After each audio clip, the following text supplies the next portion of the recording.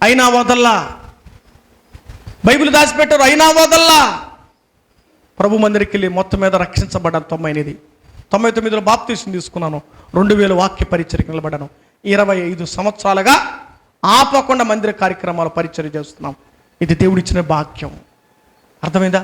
ఇంకా ఫలించాలని ప్రభువా అనేక స్థలాల్లో తిరిగి నీ సువార్తను ప్రకటించాలి. దేవుని మందిరాల్లో దేవుని వాక్యాన్ని అందించాలి. ఆయన యవన కాలంలో ప్రభు నన్ను పట్టుకున్నాడు. ఆనాటి మొదలుకు నాటి వరకు కూడా ప్రభు ఆ స్థలాల్లో ఇలా నడిపిస్తున్నామంటే ప్రభు కొరకు బ్రతికే వారిని ప్రభు వాడుకుంటాడు, వారిని ఫలింపచేసేట్టుగా చేస్తాడు. అయితే నీవు చేయవలసింది మనం ఆలోచించాలి. నీ కార్యాలు సఫలం కావాలంటే నువ్వు ఉండవలసిన రీతిలో నువ్వు ఉండాలి. ఆదికాండం 24:56 చూద్దామా? ఆదికాండం 24:56 దేవుని వాక్యం చూద్దాం. అక్కడ ఏం రాయబడుతుందో మనం విందాం. ఏం రాయబడింది అక్కడ దేవుని వాక్యం చూద్దామా? 24:56 ఆదికాండం. యెహోవా నా ప్రయాణాన్ని ఏం చేశాడట? అది ఇప్పుడు తిరుపతి నుంచి అక్కడికి వచ్చామండి. తిరుపతి నుంచి అక్కడికి వచ్చాం కాళహస్తికి. దేవుడు మా ప్రయాణం ఏం చేశాడు? సఫలానా వాన పడతారే, నీకు అలవాటు కదరా. నేను చెప్పాను మా వాడికి, నేను ఏడకి పోయినా ఒక చినుకైనా నా మీద పడాలి. అది నా అలవాటు సేవలో. ఎక్కడికి పోయినా బాగా ఎర్రటి ఎండ కాసినా తప్పక్కని క్లైమేట్ మారుతుంది.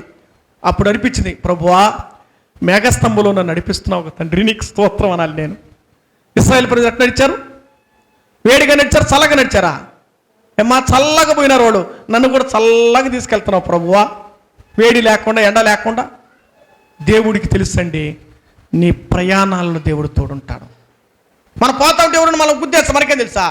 కొంతమంది ఏమండి బయట టీ తాగుతా ఉన్నారండి, డ్రైవరు బస్సు ఆపేసి దూరంగా పోయి టీ తాగుతా ఉంటే నేరుగా చైనీకి ఇచ్చాడు ఒకడు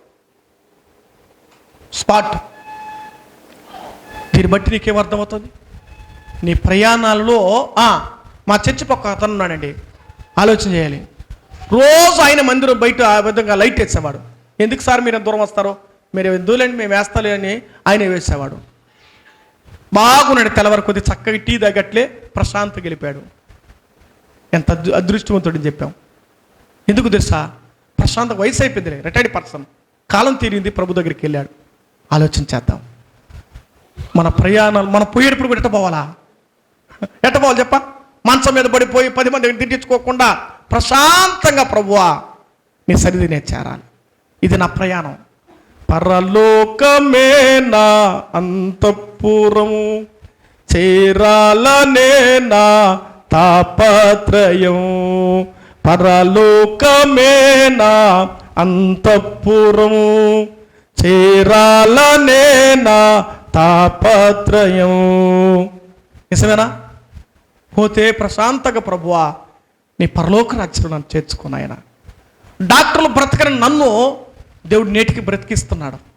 కష్టమన్న నన్ను సేవలో నడిపిస్తున్నాడు. అందుకే ఊపిరినంత వరకు సువార్త చెప్పాలి, ఊపిరి ఆగితే లెక్క చెప్పాలి, లేదా మన డొక్క తీస్తాడు ఆయన. యేసు ప్రభు కొరకే బాబు యవనస్తుడా, ప్రభు నమ్ముకుని ఎంతకాలం అయింది, ప్రభు కొరకు ఏం చేయగలుగుతున్నావు? ఆలోచించాయి బాబు. నాయన దైవ సేవకుల కుటుంబంలో యవనస్తుడా, ఆలోచించాయి. నువ్వు కూడా ప్రభు కొరకు ఏం చేస్తున్నాం? మనం ఏం చేస్తున్నాం? మన దేవుని పిల్లలమని గుర్తించండి. ఉదయం అంతా నువ్వు ఏం చేసినా సాయంకాలం ప్రభుతో 1 గంట గడుపు, నువ్వు ఫలిస్తావు. నీ ప్రయాణాలు సఫలం, నీ కార్యాలు సఫలం. నువ్వు చేసే పరిస్థితులు బట్టి నీకు అనుకూలంగా మార్చబడతాయి.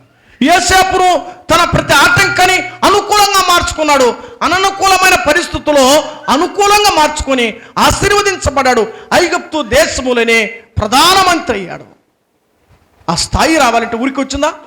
కష్టాన్ని కన్నీళ్లను ఓర్చు 2 సంవత్సరాల చెరసల అనుభూతికుండా వెళ్ళాడు. తప్పు చేయని వాడు, పాపం చేయని వాడు, ఏ దోషము లేనివాడు. అతడు అన్నిటిని అనుభవించాడు, అన్నిటిని ఓర్చుకున్నాడు, అన్నిటిని తట్టుకున్నాడు, అన్నిటిని తాళుకున్నాడు. ఐగుప్తు దేశముల అధికారి అయ్యాడు. అమ్మా, మన పరలోకం వెళ్ళాలన్నప్పుడు ఈ లోకంలో శ్రమలు కష్టాలు అన్నిటిని తట్టుకొని తాళుకొని ప్రభులు ఎలా సుఖంగా పోతే ప్రభు దగ్గరికి మనం రాము. అప్పుడప్పుడు దేవుడు కష్టాల గుండా శ్రమల గుండా ఇప్పుడు మనం చూస్తాం. బ్రదరు ఇలా పడినప్పుడు ఇదొక పరీక్ష. ఈ పరీక్షలో దేవుని వాక్యం, దేవుని సేవలో, దేవుని పరిచయలో ఒక పాఠం. ఎప్పుడు ఏ ఊరికి ఏది ఎలా వరిస్తుందో తెలియదు. ఇది ఆజ్ఞ మనకి మీదకి రాకమునిపే అంటాడు, సిగ్గుమాన జనారా కూడి నా ఎదుకు రండి, ఒక యెహోవా ఉగ్రత రాకమునిపే మనం మారుదాం, మన పాపాలు ఒప్పుకుందాం, పశ్చాత్తాపడదాం. యేసు ప్రభు పాదాలు ఎదుట, దేవా నేను ఎంతటి వాడిని ఆయన, యేసుపోలి బ్రతికే భాగ్యం నాకు దయచేయను, నా జీవితంలోనైనా నీకు ఆయాసకరమైనది బ్రతకడానికి వీలు లేదు ప్రభువా. ఈ జీవితం ఇచ్చావు, ఈ బ్రతికిచ్చావు. ఈ జీవితం ఎవరి కోసం తెలిసిన? యెషయా గ్రంథంలో పడుతుంది, ఆయన మహిమ నిమిత్తమే సృష్టించినటువంటి నా జనులను రాశాడు. ఎవరి కోసం బతకాలి బాబు? ఎవరి కోసం అంట? ఎవరి కోసం బతకాలి? నిజంగా చెప్పండి, బైబిల్ చెప్పింది తెలిసిన? దేవుని పిల్లలు క్రైస్తవులంతా ప్రభు కొరకు బ్రతకాలి. మనం ఎవరి కొరకు బతుకున్నాం? ఎవరి కోసం బ్రతుకు? రోజంతా మన కొరకు బతికేది. సాయంకాలం పూట కూడా ఏమ్మా ప్రార్థన కలిగి బ్రదర్ చెప్పాడు, ఏమ్మా ప్రార్థన కంటే బ్రదర్ బంధువులు వచ్చారు, బ్రదర్ ఏం బంధువులు వచ్చినంత మొత్తం ప్రార్థన ఆపేస్తావా? అదే బంధువులు ఒక 10,000 అడుగా, ఫోన్ స్విచ్ ఆఫ్ మరుస రోజుకి. అర్థమైందా? ఎవరు నేను చెయ్యి నీకు ఇస్తాను వాళ్ళు ఎవరు ఇవ్వరు, చేస్తాను వాళ్ళు ఎవరు నీకు చెయ్యరు. నువ్వు నమ్ముకున్న దేవుడే మార్గం చూపిస్తాడు. ఏ పరిస్థితుల్లో ఏది కావాలో నీకు ఇస్తాడు. నిజమండి, మేము ప్రయాణాలు పోతున్నాం, నా బండి టక్మని ఆగి పూడ్చింది. బండి బ్రేక్ వేస్తే బండి ముందుకు పోదు. ప్రభువా లేక ఎవరు వస్తుంది తీసుకొచ్చాడు, వాడు నెల్లూరు నుంచి వచ్చాడయ్యా, నేను క్షేమంగా చెమట కొండొచ్చి తిరుపతికి వెళ్ళాలి ప్రభువా, నా బండి ఎట్టన్నా కానీ తిరుపతికి వెళ్ళాలి, నీ చిత్తం. వాడన్నాడు బండి పోదు, కష్టం అన్నాడు. యెహోవా ఈరే ఏమని, ప్రభువా ఈ బండి మీద నీ మహిమ దయి, నేను నీ సేవకు వచ్చా, నేను నేరుగా తిరుపతి చేరాలి. ప్రార్థన చేసుకున్నాను. మీరు నమ్మతారు నమ్మరు, బండి మీద బ్రేక్ వేయకుండా తిరుపతి వరకు వచ్చాను, క్షేమంగా తిరుపతి చేరానండి. నా ప్రయాణాలు దేవుడు ఏం చేస్తున్నాను? సఫలం చేస్తాడు. ఎవరి కోసం పోయినానో చెప్పాలి, ఎవరి కోసం పోయినానా? నేను ఆయన పనికి పోయింది, ఆయన పని ఆయన చూసుకుంటాడు. మొదట నా రాజ్యనీతిని వెతుకో, నీకేం కావాలి భూమి మీద ఇస్తున్నాడు. నువ్వు ఉంటే కదా నీకు ఇచ్చేదానికి. నువ్వే అడ్రస్ ఉండవు, నీ అమ్మ కొడుకును, వార కొడుకును, సావాస కొడుకును పరిచయం చేయవు, ప్రార్థనలు చేయవు, ఇచ్చేది లేదు, పట్టేలేదు, ఉండేలేదు, తుడిచేది లేదు. నీకు ఎట్టొస్తుంది ఆశీర్వాదం? లోకలు సంపాదించుకుంటాం, చిరిగిపోయిన సంచులు చిల్లరే సంపాదిస్తున్నారు, నెమ్మది లేదు. సంపాదిస్తారు చీటీలకి, సంఘాలకి, వడ్డీలకి, డ్వాక్రాలకి, అన్ని పోయి అప్పులు మళ్ళా అప్పు, లాస్ట్కి నిప్పు అయిపోతుంది తల మీద భారం. కారణం తెలుసా? నీ కార్యాలు ఫలించలేకపోవడానికి నువ్వు సరైన విధంగా ప్రభుత్వం గడపలేదు. అది దేవుడు ద్వారా దయచేయాలంటే ఆశలు పోయి, అత్యాశలు పోయి, వాడు తెచ్చుకున్నాడు, వాడు సెల్ ఫోన్ తెచ్చుకుంటే వీడి సెల్ ఫోన్, వాడు బండి తెచ్చుకుంటే వీడి బండి, వీడి టీవీ తెచ్చుకుని టీవీ, ఇట తెచ్చుకొని తెచ్చుకొని తెచ్చుకొని తెచ్చుకొని తెచ్చుకొని నీ దగ్గర అప్పు లేకపోతే అప్పు చేసి ఇప్పుడు ఏమంటారు చేసిన షుగరు, బీపీలు ఎన్ని తల మీదకి అయిపోయింది. నెమ్మది లేదు. బ్రదర్ ఏం చేస్తుంది బ్రదర్, షుగర్ ఎక్కువ అయిపోయింది బ్రదర్, గుమ్మడి కొండ బుద్ధి లేని పని చేయండి బ్రదర్, అప్పులు పాలైపోయినా బ్రదర్. ఆశ ఉండమన్నాడు కానీ అత్యాశ ఉండమని చెప్పలా. హద్దులు దాటమలేదు దేవుడు, పరిమితి చెప్పాడు, పద్ధతి చెప్పాడు, పాటించమన్నాడు, కానీ నువ్వు పాటించలేకపోయినావు. ఈరోజు మనకి పాఠం, ఎలా గడుపుతున్నాం ప్రభువులో. ఆ రోజుకి దేవుడు మమ్మల్ని పోషిస్తున్నాండి.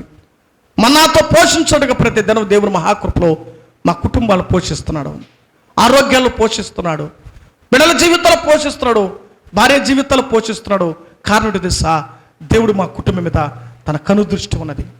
నీ కుటుంబాల మీదకి రావాలంటే ఆయన కొరకైనటువంటి ప్రయాసం ఏం చేస్తావు ఆలోచన. నేను ముగిస్తున్నాను, నీ ప్రయాణాల్లో సఫలం చేస్తాడు. చివరిగా కీర్తన 20వ కీర్తన 4వ వచనం చదివి ప్రార్థన చేసుకుందాం. కీర్తనలు 20వ కీర్తన 4వ చరణం. కీర్తనలు 24 చదువుతారు యవనస్తులు త్వరగా. నీ కోరిక సిద్ధింపజేసి నీ ఆలోచన యావత్తు సఫలపరచునుగా చాలు. 3వ విషయం చెప్పాను ఏమిటి? ప్రయాణాల సఫలం, కార్యాల సఫలం, నీ ఆలోచనల సఫలం, నీ కోరిక సఫలం. అమ్మా, ఏ కోరికతో ఆదివారం ఆరాధన దగ్గరికి వచ్చావా? నీ కోరిక తీరాలంటే ఆయన కోరిక నెరవేరాలి. యేసు ప్రభు కోరిక ఏంది? యోహాను సువార్త అమ్మా తెలుసా? యేసు ప్రభు కోరిక ఏంటి చెప్పండి? యేసు ప్రభు వారి కోరిక ఉంది తెలుసా మీకు? తెలుసా తెలీదా? యేసు ప్రభు వారి కోరిక ఏంటి తెలుసా? యోహాను సువార్త 4:23-24 ఏమన్నాడు? ఆరాధించు కాలం ఒకటి వస్తున్నది అని చెబుతూ ఆరాధించువారు కావాలని తండ్రి అట్టి వారిని కోరుచూ ఉన్నాడు. నీ ఆరాధన కోరుకున్నాడు. ఏ యోగ్యత ఉందండి మనలో? ఏ మంచి ఉంది మనలో? ఆ వాక్కులు ఆరాధనలు దైవ శాఖలు చెప్పారు, మన వస్త్రాలే మలిన వస్త్రాలు, పాపపు వస్త్రాలు. అటువంటి బ్రతుకులను, రోత బ్రతుకు, పాత బ్రతుకుల్ని నిన్ను నన్ను పరిశుద్ధపరచి నేను ఎట చేసాడా? క్రీస్తు పరిమళ వాసనమును మీ కొరకు తను తాను బలిగాను అర్పణగాను అర్పించుకొని అన్నాడు. మనము నీతి వస్త్రాలు ధరించడానికి, మన కోరిక నెరవడానికి ఆయన తన జీవితాన్ని త్యాగం చేసి చనిపోయాడు. మన కొరకు ఎవరు చనిపోతారండి? మన కొరకు ఎవరు రక్తం కార్చారు? మన కొరకు ఎవరు ప్రాణం పెడతారు? నీ కొరకు నా కొరకు యేసు ప్రాణం పెట్టి చనిపోయాడు. ఈ సమయంలో మనం ఆరాధనలో, మనం ఈ కొడుకులో ఆరాధన కొడుకులు ఆలోచన చేద్దాం. నీ కొరకే ప్రాణం పెట్టి చనిపోయిన దేవుని హృదయపూర్వకంగా, దేవా నేను పాపిని ప్రభువును రక్షించిన ఆయన నీ పరలోకం ఇవ్వని ప్రభువుని కోరుకుంటే క్షమాపణ పొందుతావు, పరలోక రాజ్యం ఇస్తాడు, నీకు దేవుని యొక్క దీవెన ఆశీర్వాదాలు అనుభవిస్తావు. కాబట్టి ఈ సందర్భంలో నువ్వు దేవునికి ఎలా ఉండాలో అంకితం చేసుకో. యేసేపు వలె అంకితం చేసుకో. ఫలించేటట్టుగా చేస్తాడు, పుష్పించేటట్టుగా చేస్తాడు, మోరు బారకుండా మొద్దైపోకుండా నిన్ను వృద్ధి చేస్తాడు. అట్టి విధంగా వచ్చిన వారందరికీ దేవుడు అనుగ్రహించును గాక. ఆమేన్. మంచిది.